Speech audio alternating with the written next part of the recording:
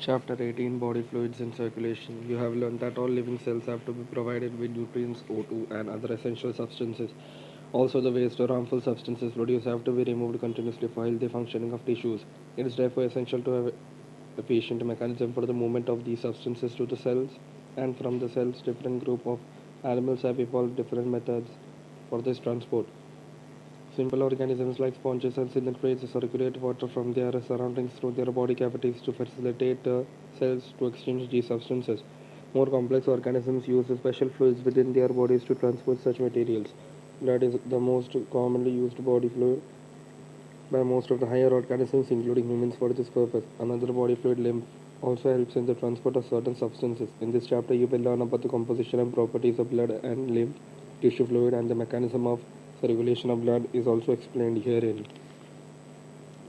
18.1 Blood. Blood is a special connective tissue consisting of fluid, matrix, plasma, and formed elements. 18.1.1 Plasma. Plasma is a straw colored viscous fluid constituting nearly 55% of the blood. 90 to 92% of plasma is water, and proteins contribute 6 to 8% of it. Fibrinogen, globulins, and albumins are the major proteins. Fibrinogens are needed for clotting or coagulation of blood. Globulins primarily are involved in defense mechanism of the body, and the albumins help in osmotic balance. Plasma also contains small amounts of minerals like Na plus, Ca2 plus, Mg2 plus, HCO3 minus, Cl minus, etc. Glucose, amino acids, lipids, etc. are also present in the plasma as they are always in transit in the body. Factors for coagulation or clotting of blood are also present in the plasma in an inactive form. Plasma without the clotting factors is called serum. 18.1.2 Formed elements. Erythrocytes, leukocytes, platelets are collectively called formed elements, and they constitute nearly 45% of blood.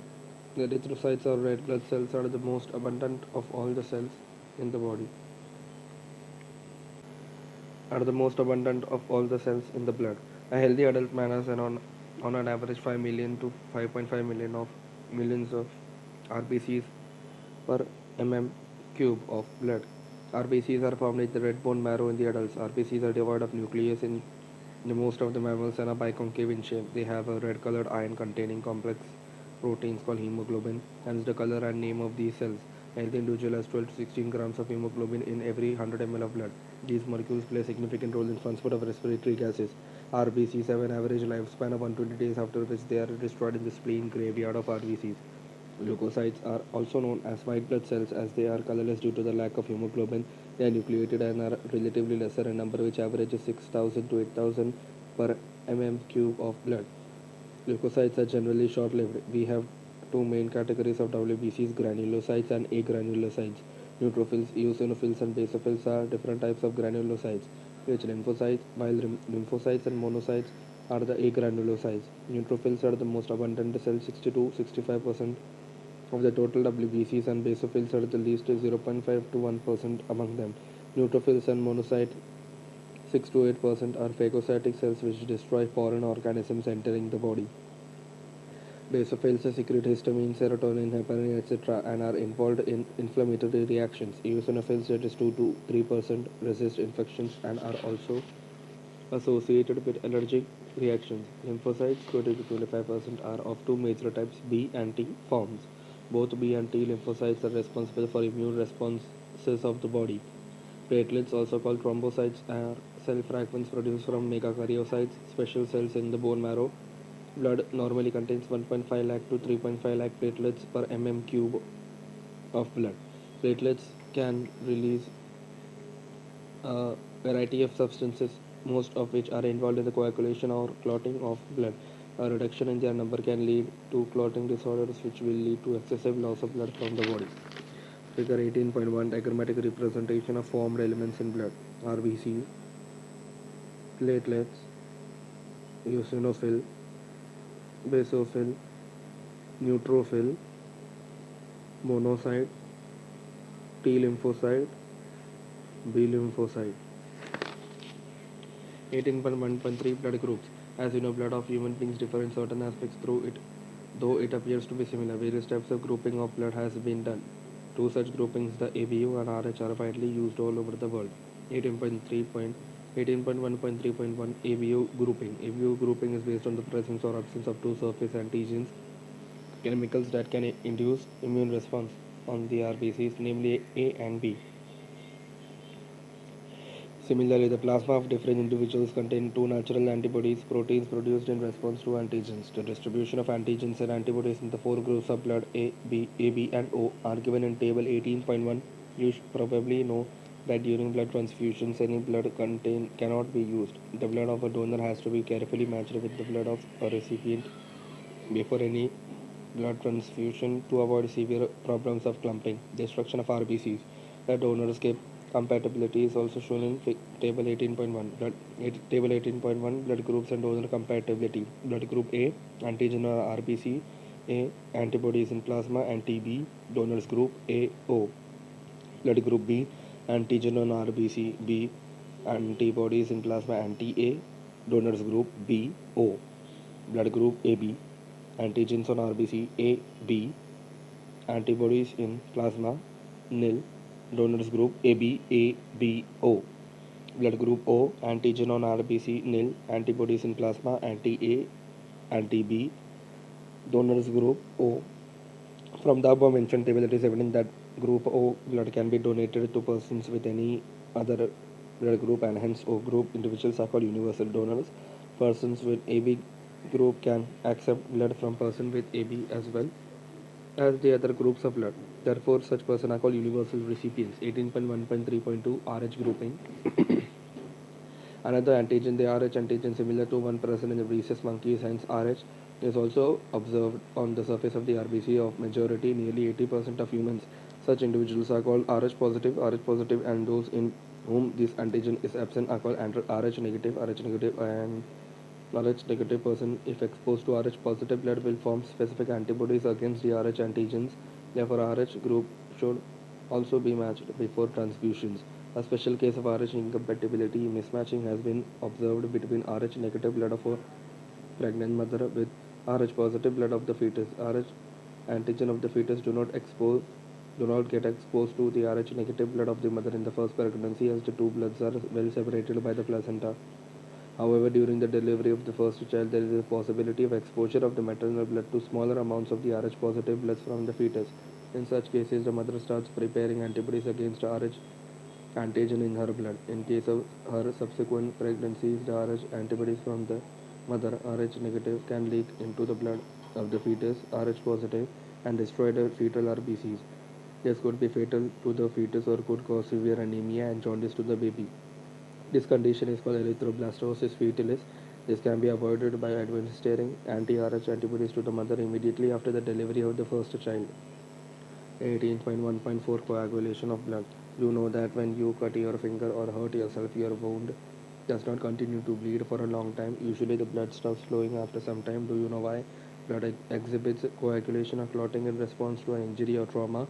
This is a mechanism to prevent excessive loss of blood from the body.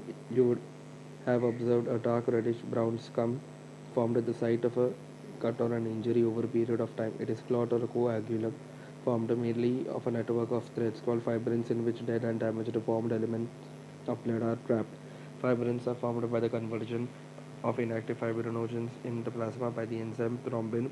Thrombins in turn are formed from another inactive subsequent present inactive substance present in the plasma called prothrombin. An enzyme complex thrombokinase is required for the above reaction. This complex is formed by a series of linked enzymic reactions cascade process involving a number of factors present in the plasma in an inactive state. An injury or a trauma stimulates the platelets in the blood to release certain factors which activate the mechanism of coagulation. Certain factors released by the tissues at the site of injury also can initiate coagulation. Calcium ions play a very important role in clotting. 18.2 Lymph tissue fluid. As the blood passes through the capillaries in tissue, some water along with many small water soluble substances move onto the spaces between the cells of tissues, leaving the larger proteins and most of the formed elements in the blood vessels. This fluid released out is called the interstitial fluid or tissue fluid. It has the same mineral distribution as that in the plasma. Exchange of nutrients, gases, etc. between the blood and the cells always occur through this fluid. An elaborate network of vessels called lymphatic system collects this fluid and drains it back to the major veins. The fluid present in the lymphatic system is called the lymph is a colorless fluid containing specialized lymphocytes which are responsible for the immune responses of the body. Lymph is also an important carrier for our nutrients, hormones, etc. Fats are absorbed through lymph in the lacteals present in the intestinal villi. 18.3 Circulatory pathways. The circulatory pathways are of two types, open or closed. Open circulatory system is present in arthropods and mollusks, in which blood pumped by the heart passes through large vessels into the open spaces or body cavities called sinuses. Annelids and chordates have a closed circulatory system in which blood pumped by the heart is always circulated through a closed network of blood vessels. This pattern is considered to be more advantageous as the flow of fluid can be more precisely regulated. All vertebrates possess a muscular chambered heart. Fishes have a two-chambered heart with an atrium and a ventricle. Amphibians and the reptiles except crocodiles have a three-chambered heart with two atria and a single ventricle, whereas crocodiles, birds and mammals possess four-chambered heart with two atria and two ventricles. In fishes, the heart pumps out deoxygenated blood which is oxygenated by the gills and supplied to the body parts from where the oxygenated blood is returned to the heart, single circulation. In amphibians and reptiles, the left atrium receives oxygenated blood from gills or lungs or skin, and the right atrium gets deoxygenated blood from other body parts. However, they get mixed up in the single ventricle, which pumps out mixed blood in incomplete double circulation. In birds and mammals, oxygenated and deoxygenated blood received by the left and the right atria respectively passes on the ventricles of the same size. The ventricles pump it out without any mixing up. That is, two separate circulatory pathways are present in these organisms. Hence, these animals have double circulation. Let us study the human circulatory system. 18.3.1 Human circulatory system. Human circulatory system, also called the blood vascular system, consists of a muscular chamber, heart, a network of closed branching blood vessels, and the blood.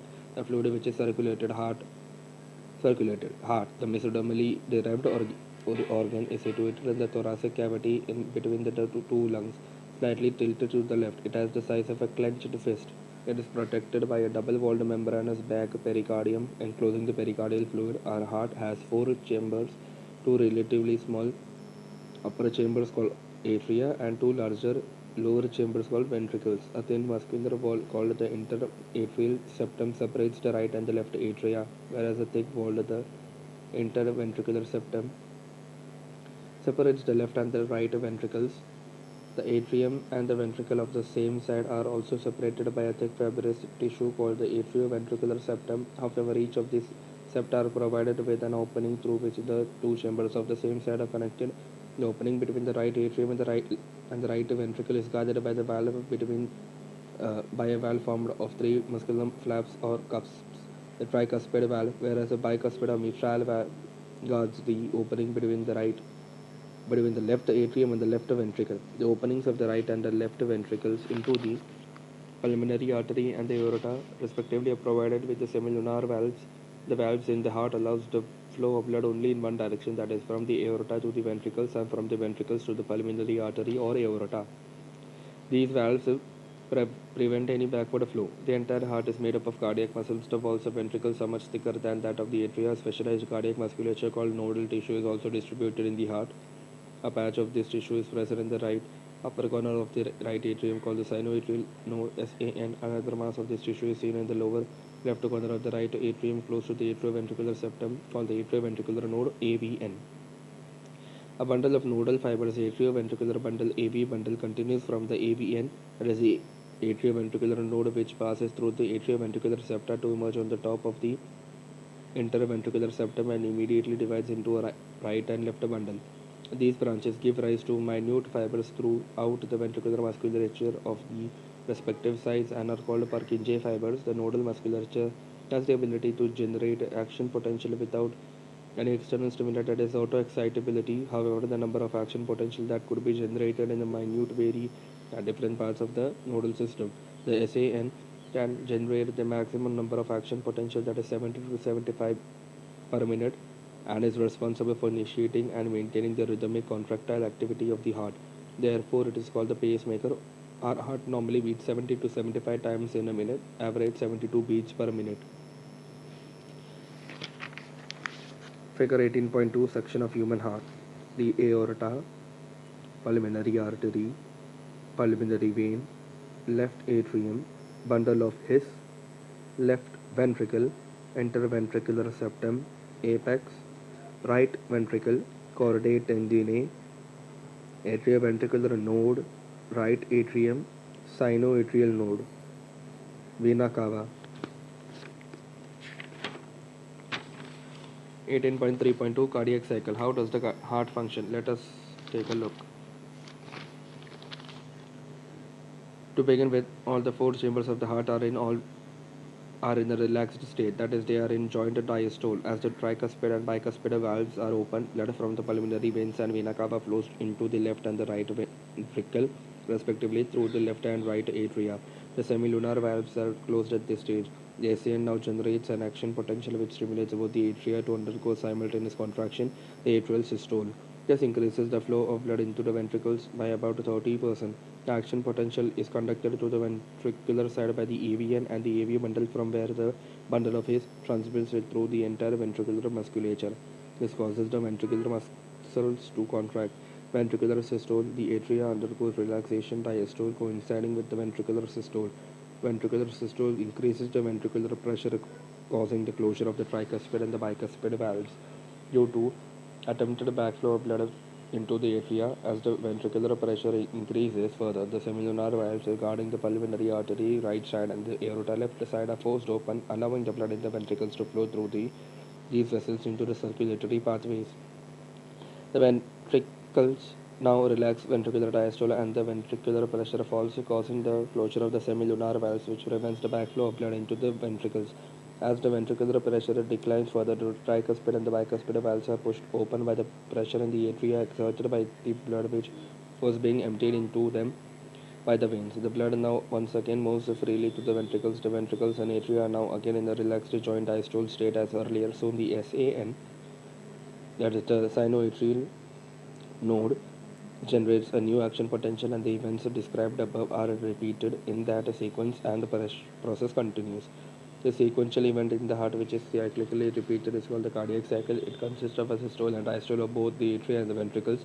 As mentioned earlier, the heart beats 72 times per minute. That is, many cardiac cycles are performed per minute. From this, it is it could be deduced that the duration of the cardiac cycle is 0 0.8 seconds.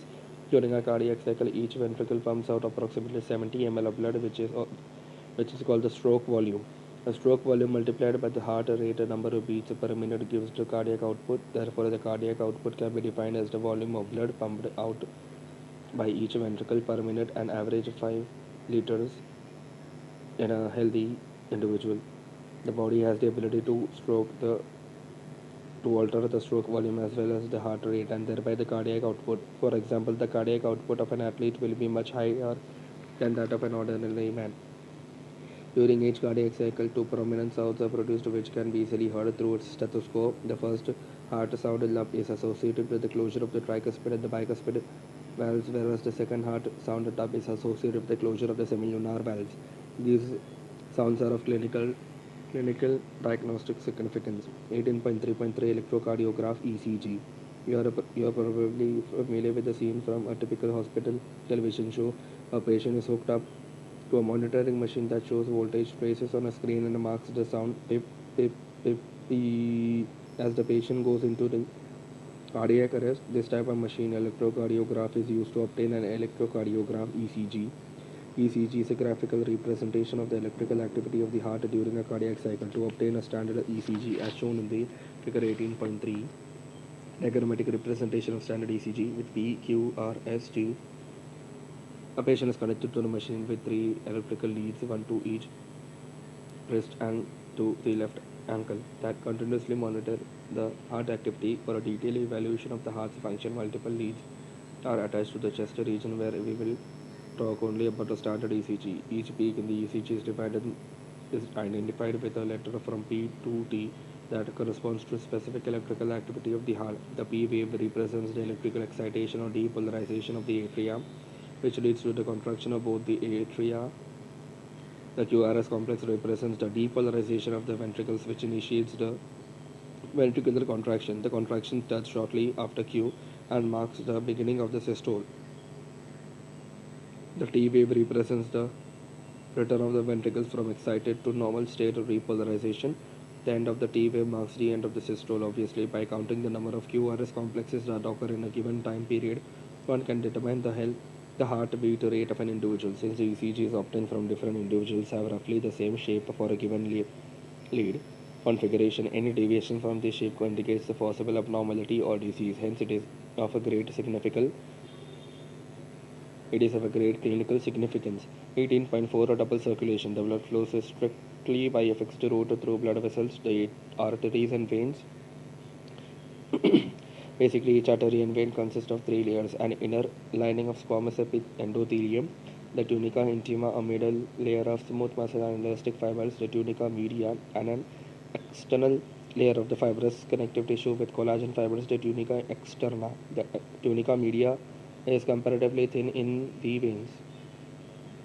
As mentioned earlier, the blood pumped by the right ventricle enters the pulmonary artery, whereas the left ventricle pumps blood into the aorta.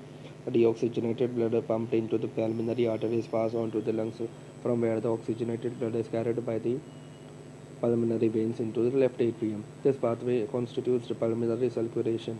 The oxygenated blood entering the aorta is carried by a network of arteries, arterioles, and capillaries to the tissue, from where the deoxygenated blood is collected by a system of venules from veins and vena cava and emptied into the right atrium. This is the systemic circulation. Figure 18.4. The systemic circulation provides the nutrients O2 and other essential substances to the tissues and takes CO2 and other harmful substances away for elimination. A unique vascular connection exists between the digestive tract and liver called the hepatic portal system.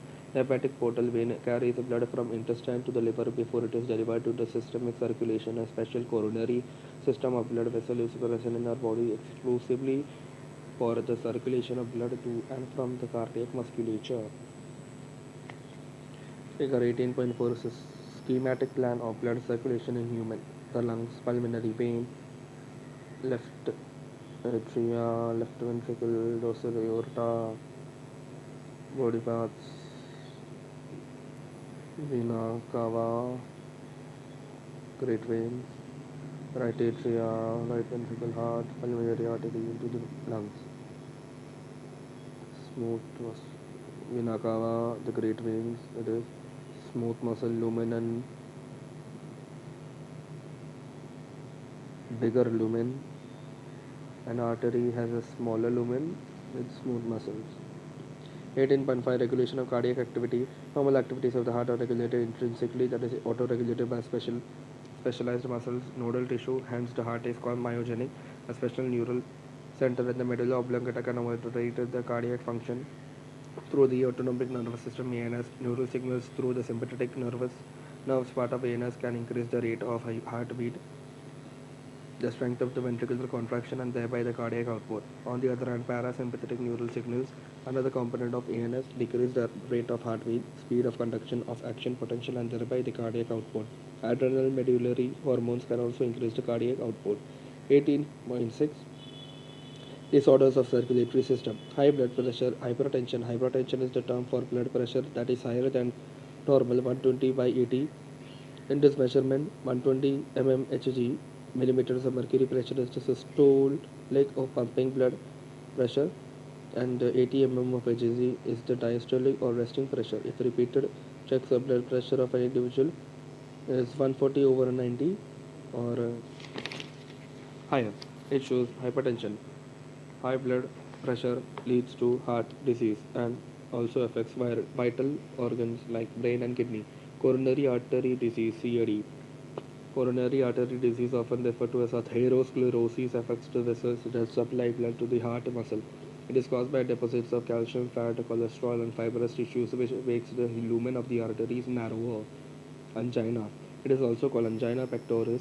A symptom of acute chest pain appears when no enough oxygen is reaching the heart muscle. Angina can occur in men and women of any age, but it is more common among the middle-aged and elderly. It occurs due to conditions that affect the blood flow.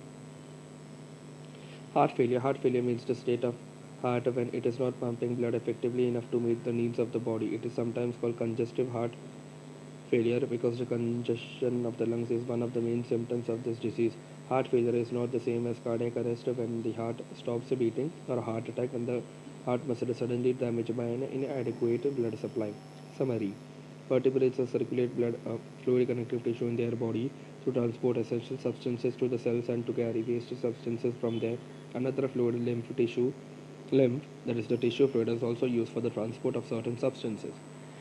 Blood comprises of a fluid matrix, plasma, and formed elements. Red blood cells, RBCs, erythrocytes, white blood cells, WBCs, leukocytes, and platelets, thrombocytes constitute the formed elements. Blood of humans are grouped into A, B, AB, and O systems based on the presence or absence of two surface antigen A, B on the RBCs. Another blood grouping is also done based on the presence or absence of another antigen called rhesus factor Rh on the surface of RBCs. The spaces between cells in the tissues contain a fluid derived from blood called tissue fluid. This fluid called lymph is almost similar to blood except for the protein content and the formed elements. All vertebrates and few invertebrates have a closed circulatory system. Our blood our circulatory system consists of a muscular pumping organ, heart, a network of vessels, and a fluid blood. Heart has two atria and two ventricles. Cardiac musculature is autoexcitable sinoatrial node (SAN) generates the maximum number of action potential per minute, that is 70 to 75 per minute, and therefore it sets the pace of the activities of the heart, hence it is called the pacemaker. Action potential causes the atria and then the ventricles to undergo contraction systole, followed by their relaxation diastole. The systole forces the blood to move from the atria to the ventricles. The and to the pulmonary artery and the aorta. The cardiac cycle is formed by the sequential events in the heart which is cyclically repeated and is called the cardiac cycle. A healthy person shows 72 such cycles per minute. About 70 ml of blood is pumped out by each ventricle during a cardiac cycle and it is called the stroke or beat volume. Volume of blood pumped out by each ventricle of heart per minute is called the cardiac output and it is equal to the product of stroke volume and heart rate approx 5 liters. The electrical activity of the heart can be recorded from the body surface by using electrocardiograph and the recording is called electrocardiogram ECG, which is also of clinical importance. We have now we have a complete double circulation, that is two circulatory pathways namely pulmonary and systemic are present. The pulmonary circulation starts by the pumping of deoxygenated blood by the right ventricle which is carried to the lungs where it is oxygenated and returned to the left atrium. The systemic circulation starts by the pumping of oxygenated blood by the left ventricle to the aorta which is carried to all the body tissues and the deoxygenated blood from there is collected by the veins and then returned to the right atrium. Though the heart is autoexcitable, its function can be moderated by neural and hormonal mechanisms.